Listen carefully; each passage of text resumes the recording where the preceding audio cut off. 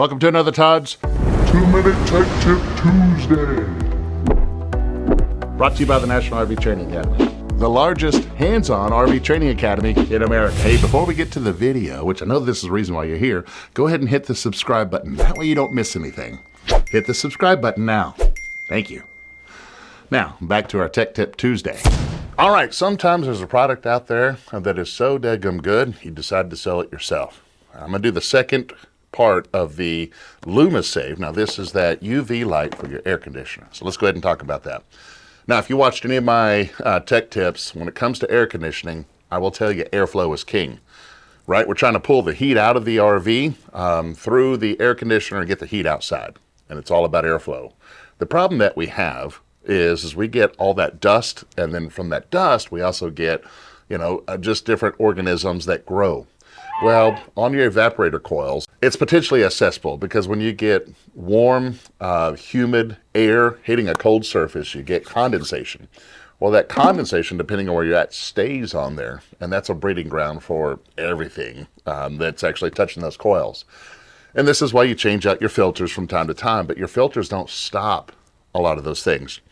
And the UV light, now this is a UVC light, the UV light directed right on those coils 24/7 kills all of those mites, everything else. Now, you're still going to have dust because, believe me, I will tell you, you still need to clean your coils at least twice a year if you don't have something like this. Okay, so here's the thing. If you have breathing considerations or if you just don't want to get up there and clean your coils so often, like twice a year, you may want to look at this. This is called Lumasafe. Now, what it is, it's a UVC light. Now, I told you in the first review I was going to test it, see how things are done. Done a lot of research on this. This has been around since the late 80s. It's what they put in hospitals. It's what they sell in fans and everything else. You can actually go find, just type in UVC light, okay?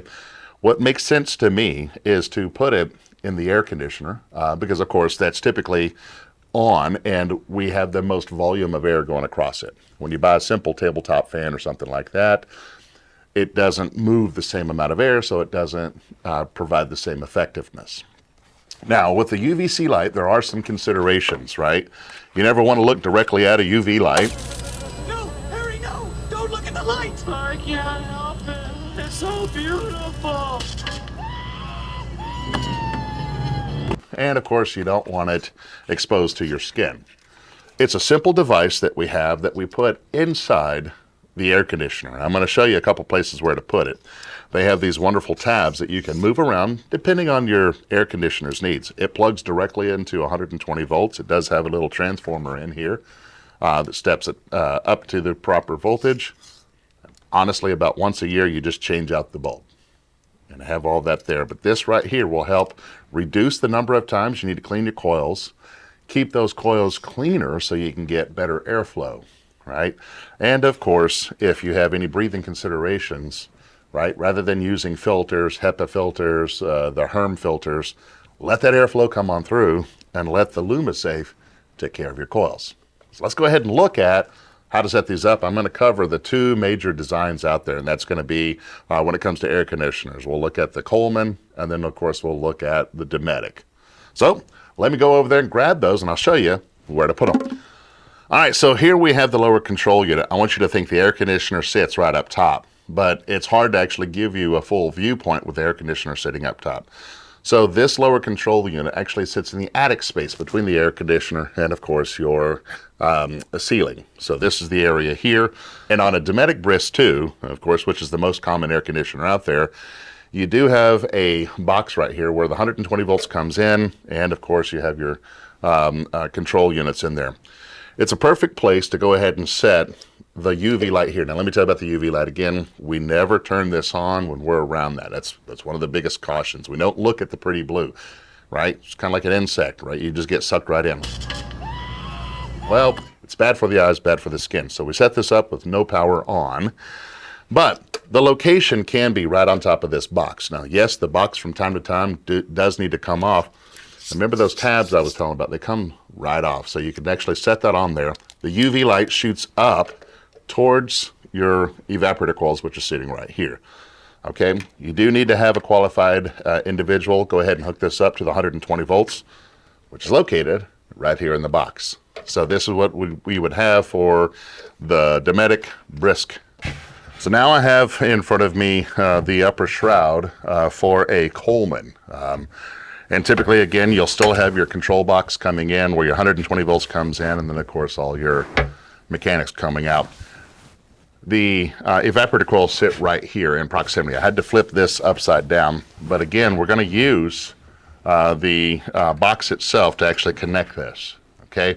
Now, in both locations, you'll also have a ballast. Now, the ballast can sit right up top, and they do come in with 3M tape, two-sided tape to put these on there.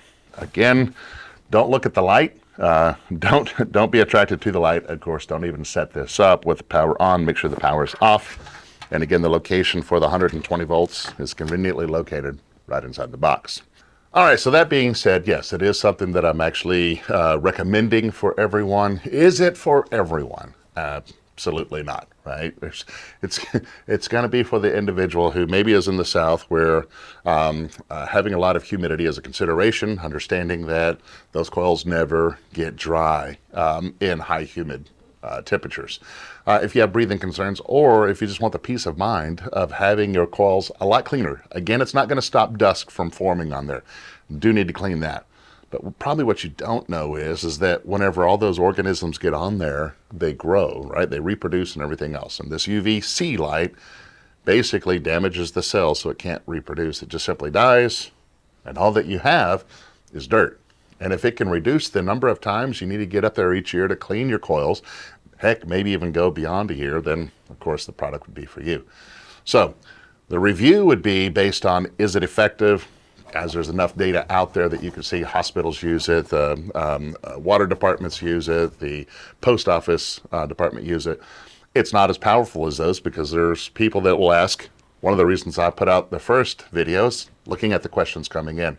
Hey, UVC lights, they damage styrofoam, they damage plastic. Well, this is 1/3 the power of a standard one, so you're not going to have any problems with, of course, your upper plenum or anything else. So they're actually effective if it's for you, safe if you do it right. All right, so now the question is where do you get this? Well, they don't have a retail store. This is where I decided to go ahead and sell them as well. So they only work with distributors. You can actually go over to roadlifegadgets.com. That's roadlifegadgets.com.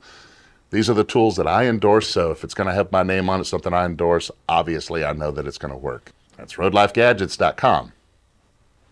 There's your tech tip. All right, before you get to the bloopers, which is why you're here in the first place, the RV industry needs thousands of RV technicians and inspectors, and now is the perfect time to do that.